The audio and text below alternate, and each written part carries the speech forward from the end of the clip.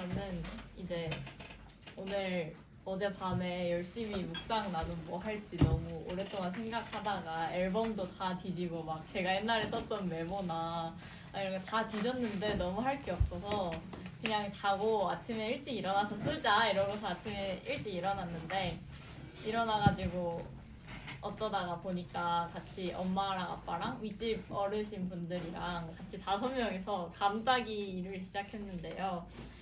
사실 원래 숙제도 할 것도 많고 묵상 나눔 해야 되고 이래서 감 따러 안 나가려고 했는데 원래 관홍이가 나가줬으면 좋겠다고 아빠가 그래서 관홍이를 막 열심히 깨웠는데 관홍이가 아무리 해도 안 일어나는 거예요.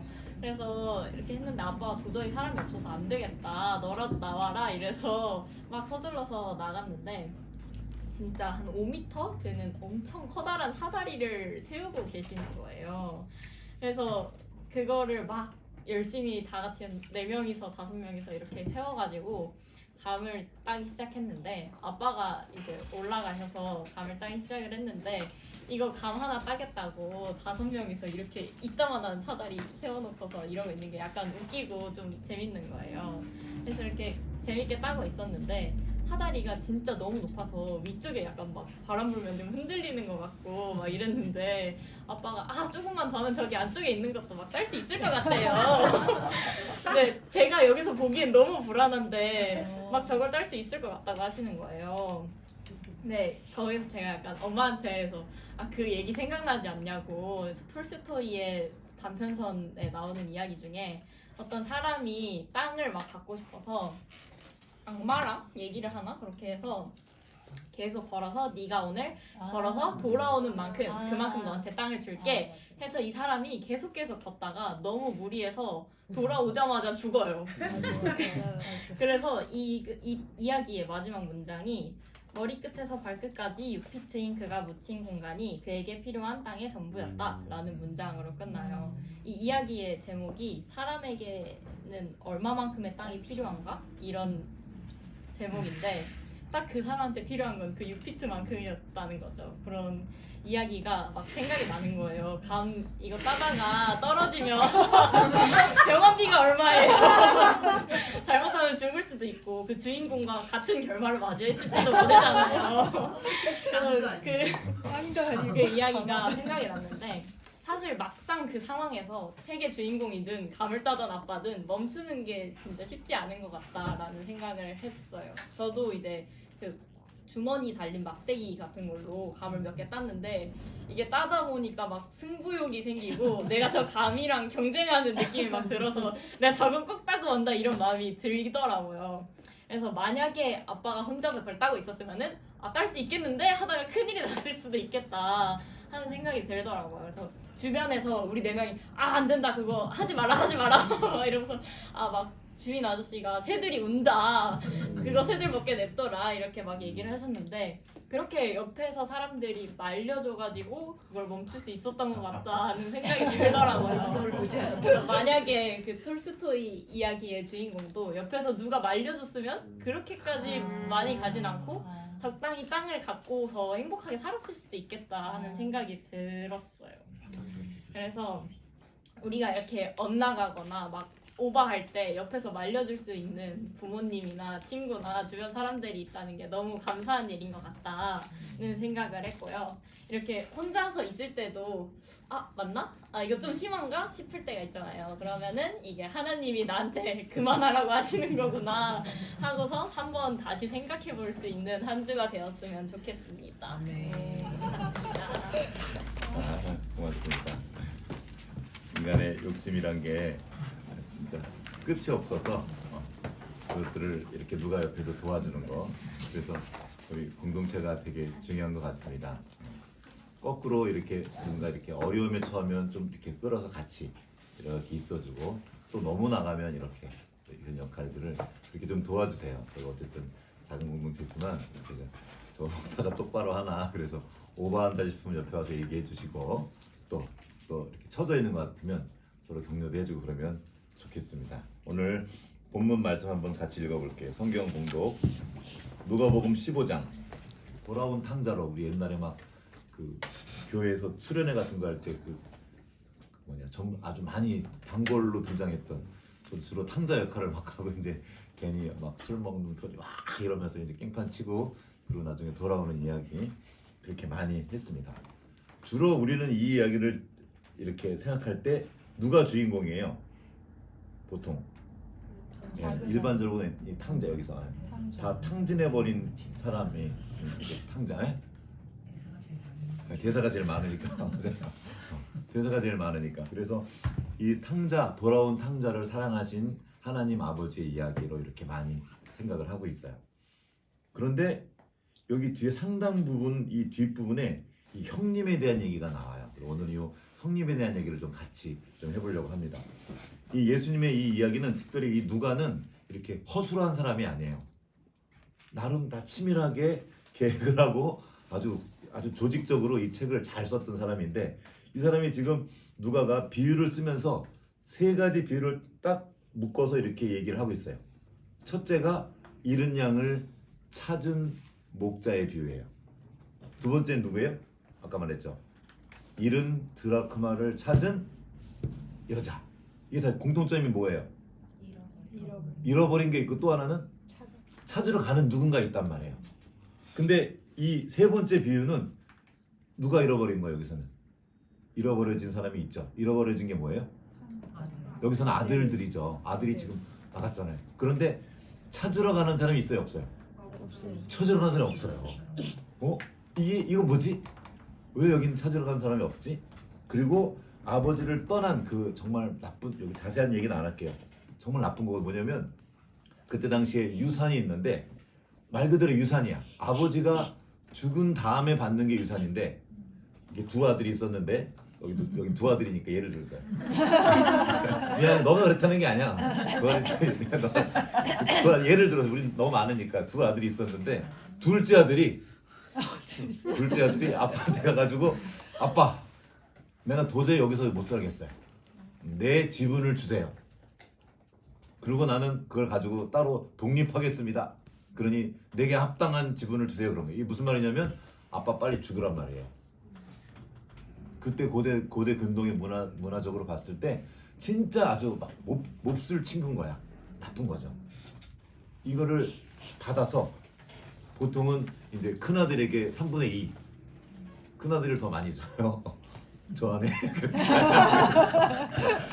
왜냐하면 이제 큰아들한테 많이 준 이유는 이제 집을 돌봐야 되니까 그런 의미로 이제 큰아들은 조금 지분이 많고 작은아들 적게 주는데 어쨌든 작은아들이 가지고 떠나요.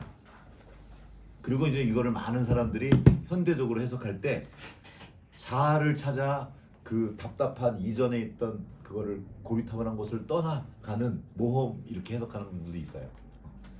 그러니까 어쨌든 자기를 찾아 떠나는 거죠. 내가 하고 싶은 거. 그리고 내 위에 누가 있는 게 좋아요, 싫어요? 싫어요. 나를 통제하고 나를 어떻게 하는 누가 있는 게 싫어. 그냥 내 마음대로 살고 싶은 거예요. 그리고 내가 내 마음대로 하면 어느 정도 통제할 수 있었겠죠. 있을 것 같이 생각했던 거야. 근데 막상 나가고 보니 안 그랬던 거죠. 이 주변에 돈 있는 바보가 있으면 사람들 들러붙어가지고 다 뜯어먹는 거 알죠? 그래가지고 돈을 다 잃어버리고. 그러니까 사람들도 다 떠나요. 그런데 먹을 게 없으니까 돼지가 먹는 지업 열매라도 먹으려고 그랬더니 이걸 못 먹어요. 이것도 못 먹어. 난 지업 열매를 먹은 줄 알았는데 자세히 보니까 못 먹어요. 이것도 없어가지고 못 먹고 있으니까 그때 딱 자기의 이제 비참한 현실을 이제 직시하는 거죠. 인식하고 우리 아버지 집엔 그래도 먹을 거라도 있지. 어디 가도 지금 아무도 알아봐주지 않고 돌아봐주지 않으니까 그냥 아버지한테 가가지고 그냥 종으로라도 살게 해달라고 그렇게 해야 되겠다 하고 쫙 대사를 연습을 해요. 대사를 연습해가지고 아버지 집에 가는데 지금 무섭죠. 만나면 아빠한테 혼날 것 같고 막 그냥 자기가 잘못한 게 있으니까 이런 마음을 가지고 아버지한테 가요. 그런데 아버지를 딱 만나니까 아빠가 어떻게 해요? 막 뛰어나가지고 와서 그냥 부둥켜 안고 그게 얘가 이제 말을 하려고 하죠. 아버지 제가요 여기서 뭐 말하려고 그러니까 아빠가 그 말을 다 들어요 안 들어요? 다 듣지도 않아. 듣지도 않고 얘들아 빨리 너 가락지 이거 신분의 회복이에요. 아들의 자녀의 신분 옷 그때 아들이 옷이 아빠의 옷을 입는 거죠. 그래서 아들로서 다시 신분이 회복되고 아들이 되고 그 다음에 이제 잔치를 벌이는 거죠. 송아지를 잡아서. 자 여기까지가 우리가 그동안 많이 배웠던 하나님 아버지가 하나님을 떠나간 많은 사람들을 그렇게 기다려 주신다.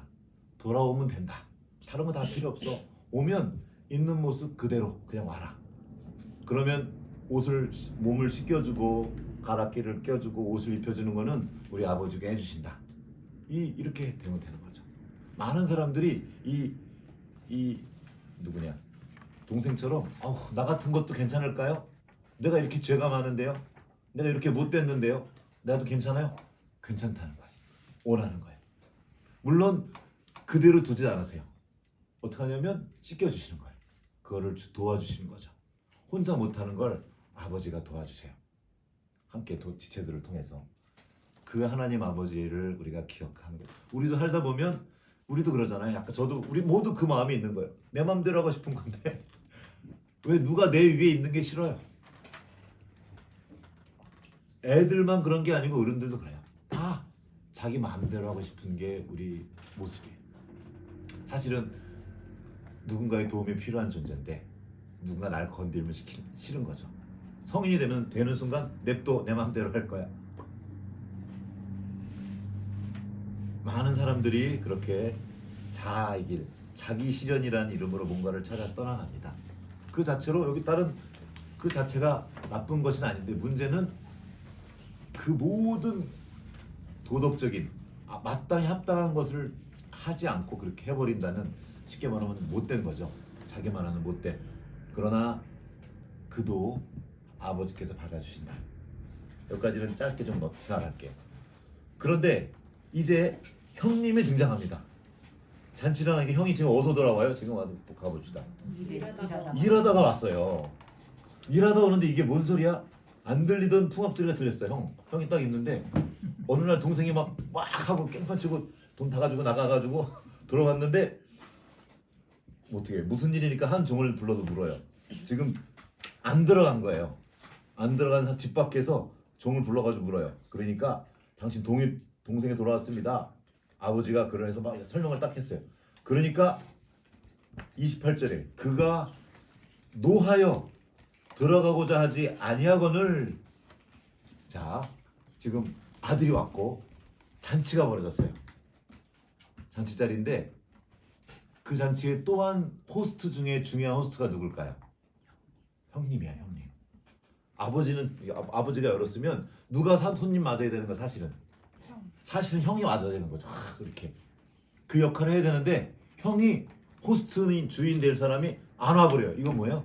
대형 사고인 거예요. 대형 사고인 거예요. 이 형은 지금 아빠 이런 거 관심 없어요. 거기 온 사람 상관없어요. 동생 상관없을 뿐만 아니라 지금 화가 나 있죠. 동생에 대해 형이 동생에 대한 인식이 뭐예요? 저 창녀들과 함께 집을 삼켜버린 이 아들. 그게 너무 미운 거죠. 분노가 막 일어나요. 그러면서 그가 말합니다. 아버지에게 이르되 내가 여러 해를 아버지를 섬겨 명을 어김이 없거늘. 이 섬긴다는 게 뭐냐면 영어로 그 헬러로 둘로스와 관련된 그 어원이 둘로스거든요. 이게 종로로 됐다는 거예요. 종처럼 일했다는 거예요. 내가 지금 종처럼 시키는 거 다 했는데 나한테는 염소 새끼 한 마리 준 적 없다. 그리고 내 벗으로 즐기게 하신 일이 없다. 그러면서 아버지의 살림을 다 버린 이 아들이 오매 이 살진송아를 잡았다. 그리고 아빠한테 화를 내는 거죠. 그러니까 아버지가 말합니다. 야, 너는 항상 내가 너와 함께 있으니까 내 것이 다 네 것인데 왜 그러니? 생각해봐. 동생은 지금 죽었다 살아난 거야. 내가 잃어버렸다가 다시 얻은 거야. 그래서 내가 지금 즐거워하고 기뻐하는 게 맞지 않겠니? 내 아들이거든 하고 말하지만 그 뒤에 답이 있어요, 없어요? 답이 없어요. 혹시 여러분 요나 이야기 기억나세요? 요나 이야기? 요나가 누구냐면 하나님이 누구냐? 그 니느웨, 그렇죠. 저쪽에 있는 니느웨로 가서 복음을 전하라고 그랬더니 고래, 물고기 잡아갔다. 얘가 안 가요. 왜냐면 걔가 원수거든. 안 간다 그러다가 다시 물고기 뱃속에 들어갔다 나와가지고 그때도 가서 이제 복음을 잘 전하지 않으려고 그랬는데 슬슬. 왜냐면 요나 입장에서는 니느웨가 구원받는 게 좋아요, 나빠요? 못된 놈들 다 멸해. 우리로 따지면 일본이야. 일본이 우리나라 쳐들어왔을 때 그 일본 같은 게 니느웨였어요. 그러니까 요나 입장에서는 걔네들이 회개하고 돌이키면 돼야 안 돼요? 안 돼. 어떻게 해야 돼요? 걔네가 망해야 된단 말이야. 그래가지고 요나는 그걸 하기 싫어가지고 억지로 도망갔다가 잡혀와서 할 수 없이 복음을 어때는 사흘 길을 다니면서 전해야 복음을 전할 수 있는데 그냥 하루 길만 다니면서 에이 너희들 뭐 회개해라 아니면 주님이 너 벌하신다 하고 이렇게 벌하신다 대충 에이 믿든지 말든지 뭐 복음 뭐 너희들 그러다 너 혼난다 이렇게 대충 다 전하고 잘했는데 얘들이 글쎄 그걸 듣고 회개를 한 거야. 회개를 하고 막 잘못했다고 막 그러니까 하나님이 그 징계를 뒤로 미루시니까 요나가 어떻게 됐어요? 화가 났어요. 엄청 화가 나가지고 막 이러고 있으니까 너무 짜증내고 있으니까 근데 화를 내고 있는 그 요나에게 하나님이 박농쿨을 그때 더운 이렇게 해주세요. 박농쿨을 해주니까 그늘이 생겼잖아요. 얘가 또 어떻게 해요? 또 좋아해. 이렇게 시원하고 좋아한다 그랬는데 하룻밤 사이에 얘가 하나님이 그 벌레를 가져와서 긁어먹잖아요. 그러니까 어떻게 얘가 막 또 승질을 부리면서 막 하나님 나한테 막 그러니 그때 하나님이 가서 말하는 거예요. 야, 너 하룻밤 너한테 있다가 이렇게 한 이 박농쿨 없어져도 그렇게 화를 내는데 내가 그토록 사랑한 그 앞뒤를 모르고 그러니까 그 니느웨 사람들이 좀 못된 짓을 많이 했지만 그래도 내 자식이라는 거야. 근데 인식을 못해. 그래도 그거를 돌아오도록 도와줘서 그들을 몇십만 명이나 되는 그들을 내가 얻었는데 이게 기쁘지 않겠냐? 하고 이렇게 하나님이 요나를 설득하는 장면이 나와요. 근데 요나가 대답이 있어요 없어요? 요나의 대답이 없어요. 자, 지금 너무 겹쳐지지 않습니까? 자, 요나는 지금 뭐 하고 있어요? 하나님한테 하나님이 야단치고 있어요. 하나님 그러시면 됩니까? 당신이 하나님이면 그러면 안 되죠. 저 나쁜 놈들 저거 그러면 안 되죠. 그 나한테도 이러면 안 되죠. 내가 이렇게 하나님을 일을 하는데 나한테 이러시면 안 되지. 이렇게 하나님을 야단치고 있어요. 자, 여러분 누가복음에 나온 얘기인데 마르다와 마리아 혹시 기억하세요? 네. 예수님이 가셨는데 마르다가 열심히 일하고 있어요. 근데 저 마리아는 일도 안 하고 아주 얌체처럼 가서 예수님을 딱 가가지고 말씀을 듣고 있어요. 그러니까 마르다가 뭐라 그래요? 마리아한테 가서 너 일로 와서 일 좀 도와줘 이러지 않아요. 뭐라 그래요? 예수님, 저 마리아 좀 와서 언니 좀 도와주라고 말 좀 해주세요. 지금 뭐 하는 거야? 예수님한테 명령하는 거. 훈계하고 있어요. 자, 예수님이 그때 뭐라고 하냐면 마리아는 마리아 일을 하고 있고 너도 그렇게까지 안 해도 돼. 너도 슬슬 하고 너는 너의 그 일하는 게 나쁘다고 야단친 건 아니에요. 또 예수님이 이 마르다를 설득해요. 자, 이 마르다 안에 있는 마음은 저건 저러면 안 되지. 누군가를 판단하는 이런 마음들이 있단 말이에요. 그런 거기 기본적으로 있는 마음이 뭐예요? 나는 어때요? 지금 옳은 거야. 난 잘했어. 난 지금 할 걸 했어. 난 할 만큼 했어. 그리고 내가 할 만큼 했기 때문에 난 뭐 해야 돼요? 받아야 돼. 내가 한 것에 대해 받는 게 당연하다고 지금 여기는 거예요. 그리고 저것들은 난 달라. 저것들이랑 나는 다른 부류의 사람이야. 이게 바리새인이고 예수님이 제일 싫어하는 사람들이에요. 말을 막 그냥 저 독사의 자식다 했던. 여기 보면 이 누가복음에 보면 그런 얘기가 많이 나와요. 스스로 여러 차 나와요. 예를 들면 뭐 누가복음 18장 9절 보세요. 18장 9절.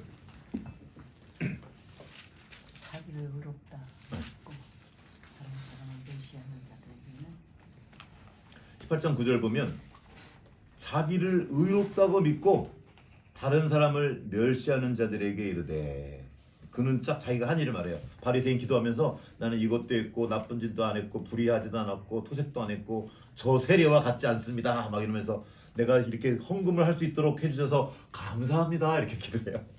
그때 세리는 쳐다보지도 못하고 떨면서 내가 죄인입니다. 내가 잘못했습니다. 내가 어떻게 될지 모르겠어요 하고 있는 그 세리. 그런데 예수님이 저 바리새인 말고 저 세리가 오히려 의롭다함을 받고 갔다고 말해요. 이 얘기를 본 바리새인 기분이 어땠을까요? 이 얘기를 들은 기분 더러웠겠죠. 저 지금 모든 우리가 옳게 여기는 모든 기본적인 가치들, 윤리와 도덕 이런 걸 다 지금 지키고 있단 말이에요. 겉으로. 그러면서 그렇게 하지 못하는 사람을 비난하는 그런 부류의 사람들이 있습니다. 형님들. 그리고 동생들이 있어요. 새로운 나름의 도전, 나의 길을 찾아가고 있어요. 근데 양쪽 다 자기의 논리가 있어요. 동생들도 마찬가지야. 이 둘 다 잃어버리신 거예요. 동생만 잃어버린 게 아니라 형님도 지금 아버지 집에 있지만 아버지와의 관계를 누리고 있나요? 아니요. 아들인데 지금 노예로 있는 거예요. 노예처럼. 스스로 어떤 일들을 만들어 놓고 계속 분노를 쌓아가고 있어요. 내가 이것도 했는데 이것도 안 해주고 내가 아버지의 마음을 알 생각이 없어요. 아버지가 주신 걸 누리지도 못해요. 너무나 슬픈 일이죠. 아버지의 집에 있지만 이 형님도 잃어버려진 아들. 한 번도 아버지의 마음을 헤아린 적이 없고 자기 의를 쌓아가면서 기회가 되자 아버지한테 손가락질하고 아버지를 훈계하는 거죠. 사실은 아버지를 자기의 목적을 위한 수단으로 삼았던 겁니다. 아버지를 지금 통제하려고 하고 있어요. 수많은 그리스도인들이, 종교인들이 하나님을 통제하라는 거예요. 이 하나님을 통제하는 게 뭐예요? 이게 샤머니즘이에요. 신한테 뭐 좋은 거 줘가지고 뭐예요? 이렇게 복채를 많이 내서 신을 자기 뜻대로 움직이려고 하는 것. 이게 샤머니즘, 무당이거든요. 하나님을 조종하려고 하는 그 수많은 시도들이 모든 종교 속에서 있었습니다. 성경은 그런 책이 아니에요. 진의가 아닙니다. 하나님과 거래해서 내가 이걸 줬으니까 나에게 복 주세요. 내가 헌금 많이 했으니까 나에게 복 주세요. 내가 주일 성수했으니까 나에게 복 주세요. 내가 매일 새벽마다 나와서 기도했어요. 성경 내가 오늘 분량 안 빠지고 읽었으니까 나 이제 나한테 복 주셔야 돼요. 이게 아니에요. 이거는 종교 생활인 거예요. 성경을 왜 읽습니까? 이걸 통해서 주님이 우리에게 복을 주시고 우리가 사람이 사람도 살도록 도와주시는 거거든요. 이것 자체가 은혜인데 이게 일이 된 거예요. 내가 이거 했으니까 나한테 잘해주셔야 되는 거 아니에요? 하고 따지는 거죠. 완전히 하나님을 오해하고 있는 거예요. 많은 사람들이 도덕적으로 괜찮아요. 겉으로 잘 살아요. 정의를 막 외치고요. 그걸 통해서 자기를 증명하는 거죠. 난 이 정도면 됐다. 내가 이거 했으니까 이거죠. 여러분 그 아마데우스 혹시 봤어요? 옛날에 영화 모차르트와 살리에르라는 영화. 너희들은 잘 한번 봐도 좋겠다. 친구들 그 영화 영국으로도 나와 있는 건데 혹시 세연이 봤니? 아마데우스 못 봤냐? 영화 모차르트라는 천재 음악가가 나오고 이 살리에르라는 궁정 음악가가 나와요. 이 살리에르는 그때 당시에는 천재라는 소리 들었었어요. 엄청 열심히 노력해서 궁정 음악가가 돼서 사람들에게 칭송받으면서 열심히 잘 이렇게 하고 착하게 그리고 기도도 열심히 하고 뭐 이렇게. 근데 어느 날 정말 날라리 같은 모차르트가 딱 나타난 거예요.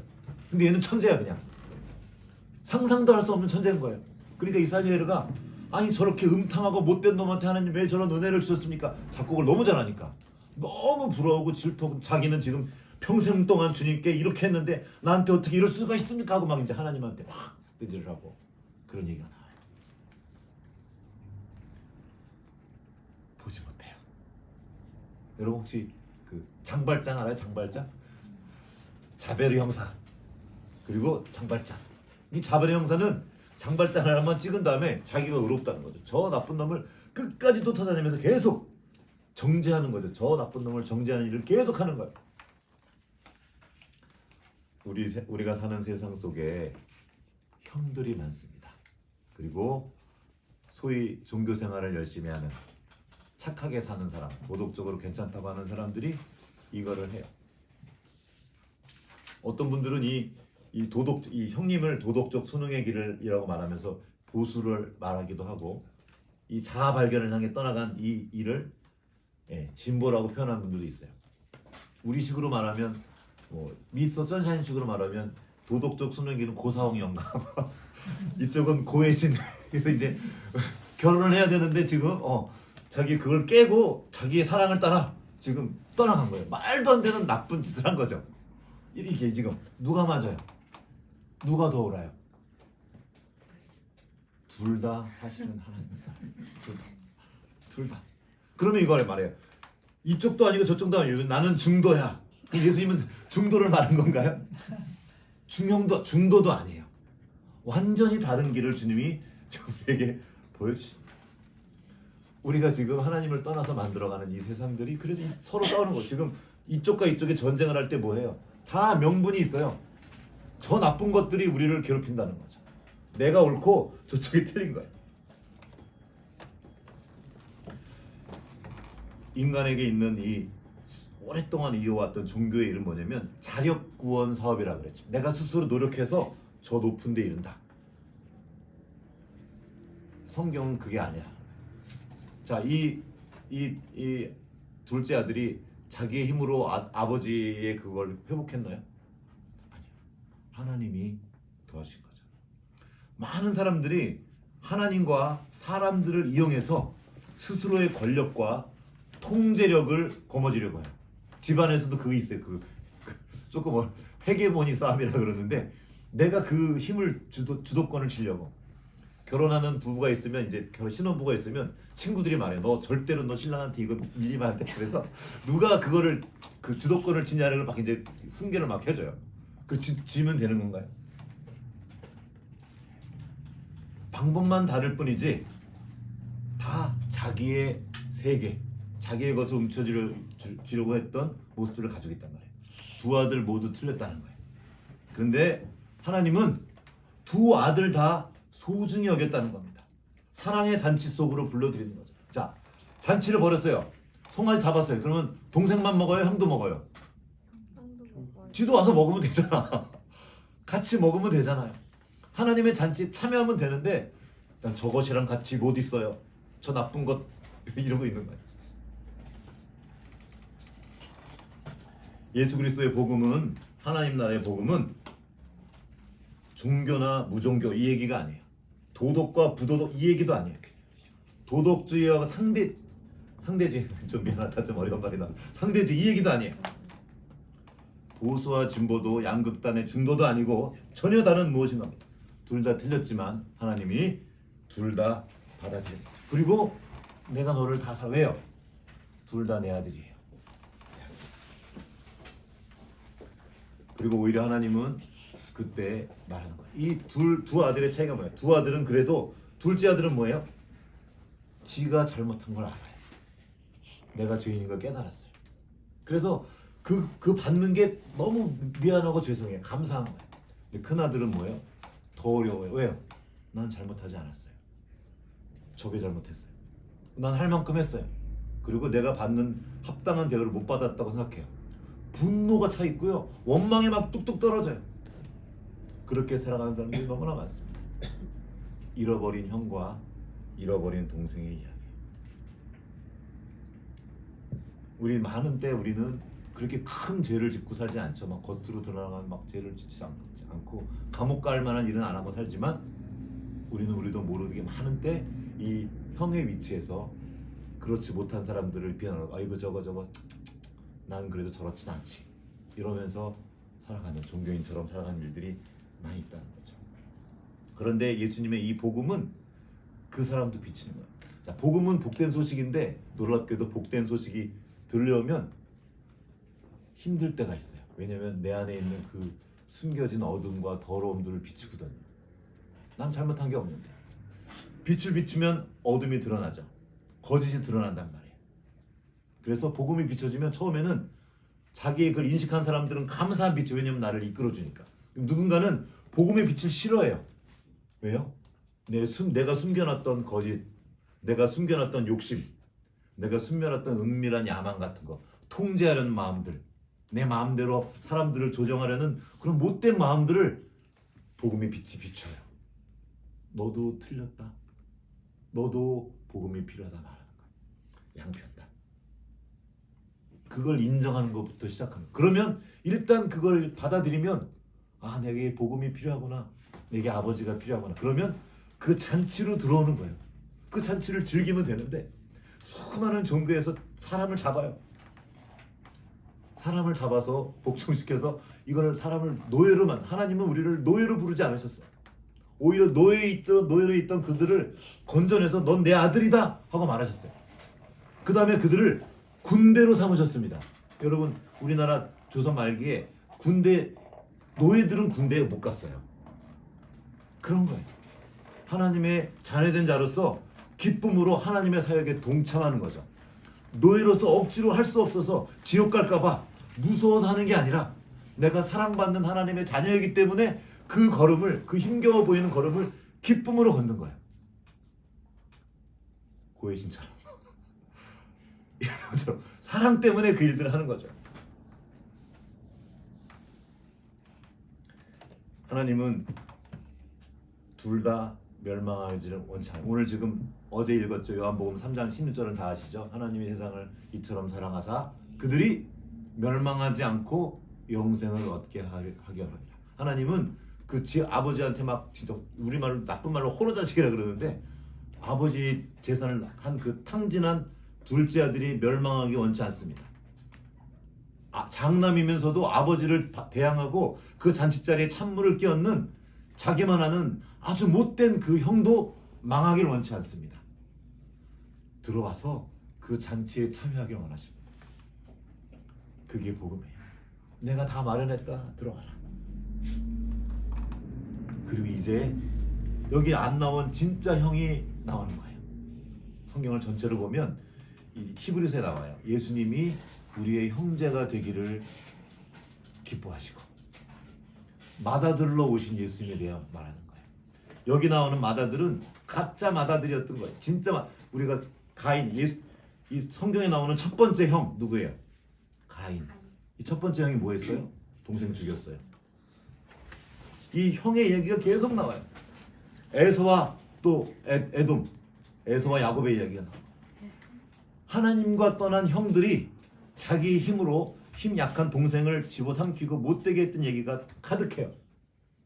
그 진짜 형을 보내주신 그게 누구예요? 예수님 얘기예요. 예수님이 오셔서 여기 없는 찾으러 온 사람이 누구냐? 예수님이 지금 그 못 잃어버린 형들과 잃어버린 동생들을 찾으러 오신 거예요. 내가 찾으러 왔다. 그리고 이제 우리는 나에게 찾아오신 예수님의 내민 손을 붙잡고 가면 되는 거죠. 그리고 그 천국 잔치에 참여하는 겁니다. 우리가 여기 모여서 나쁜 짓 하지 않고 세상에 있는 사람들을 판단하고 정죄하고 얼쯧쯧쯧 이러는 것이 아니라 그들을 향한 하나님의 긍휼 마음, 여기에 측은히 여기시고란 말이 있죠. 둘째 아들 볼 때 그게 긍휼이에요. 긍휼. 하나님의 마음에 있는 그 긍휼한 마음으로 우리 주변에 있는 사람들을 만나고 어쩌면 내 옆에 있는 사람들, 가까이 있는 사람들을 만나보고 그 마음으로 서로를 섬기는, 종노릇하는 게 아니라 기쁨으로 그 일들을 감당하면서 하나님 아버지의 잔치에 참여하는 우리 모두가 되면 좋겠습니다. 잠깐 기도하겠습니다.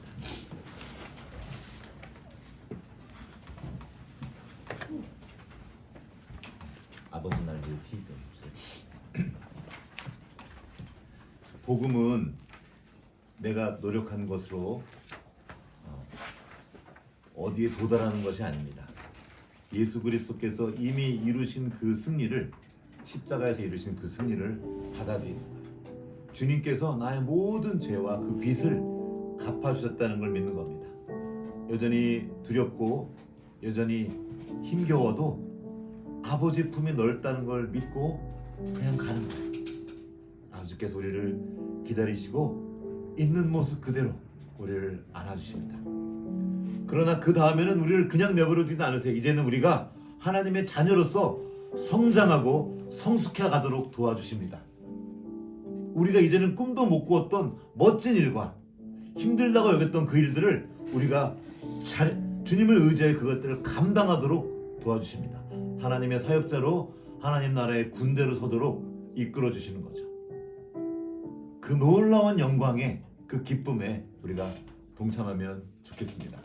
오늘 말씀 기억하면서 아까 불렀던 노래 한 번 더 불러보죠. 아버지 날 위해.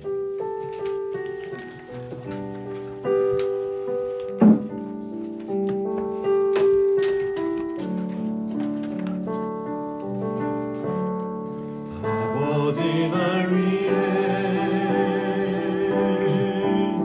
모든 것 주셨네.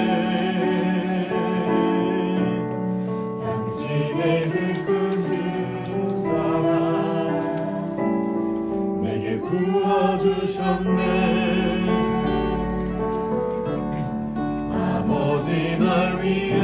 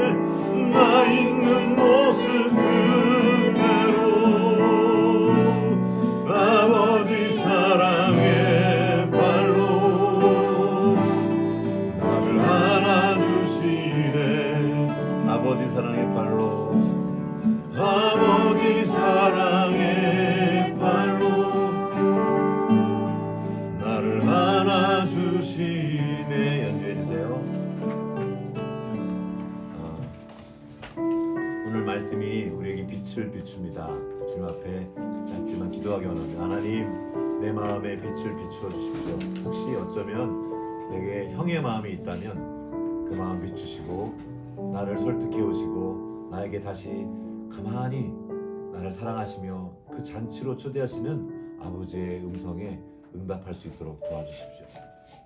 혹시 내 안에 동생처럼 아버지도 상관없고 형도 상관없고 그냥 나만 추구하는 마음이 있다면, 내 욕심만 따르고자 하는 그런 동생의 마음이 있다면 그 마음 비추시고 더 멀리 가서 더 큰 어려움 겪기 전에 우리 아버지 품으로 돌아와 아버지의 그 잔치에 참여할 수 있도록 도와주십시오. 그렇게 이 땅을 살아가면서 하나님 아버지의 자녀로서 그 천국 복음을 누리며 살아가도록 주여 은혜 베풀어 주십시오.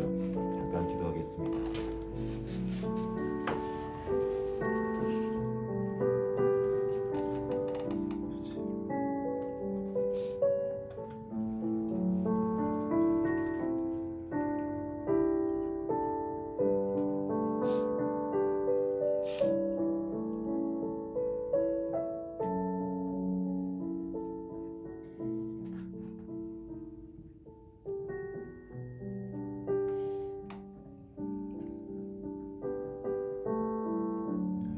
하나님 아버지 감사합니다. 많은 때 넘어지고 또 욕심부리고 또 내가 어찌할 수 없는, 내가 통제할 수 없는 상황들 때문에 두려워하기도 하고 이전에 아픈 경험들 때문에 꼼짝 못하기도 하는 우리들입니다. 그러면서도 때때로 스스로 의롭게 여기고 저 사람보다 낫다고 여기며 그렇게 예수님이 경계하셨던 바리새인들처럼 자기 의에 취해 살아가기도 하는 것이 우리입니다. 주님, 둘째 아들을 긍휼히 여기시고 큰 아들도 긍휼히 여기시며 품에 안아주시는 그 아버지의 마음을 알도록 도와주시옵소서. 잃어버려진 우리였던 아들이었던 우리를 당신의 맏아들이신 예수 그리스도를 보내주셔서 우리의 좋은 큰형님 되게 하시고 우리를 이끌어 다시 아버지께로 인도하여 주시니 감사합니다. 주님께서 베푸신 그 모든 은혜를 우리가 풍성히 누리도록 도와주시고 이 땅에 살면서 형처럼 그렇게 분노하며 원망하며 그렇게 아픈 삶을 살지 않고 또한 동생처럼 자기 욕심 부리다가 패가 망신하는 그런 어리석은 삶을 살지 않기 원합니다.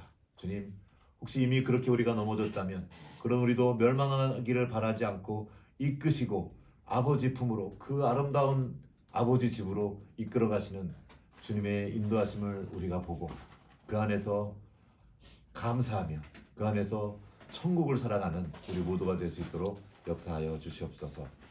지금은 교회의 머리 대신 우리 구주 예수 그리스도의 은혜와 하나님 아버지의 크신 사랑하심과 성령의 교통하심이 이제 아버지 집에서 그 천국 잔치에 참여하며 함께 기뻐하기를 원하는 여기 모인 모든 주님의 자녀들 가운데 이제로부터 영원토록 함께 하시옵기를 간절히 축원합나이다.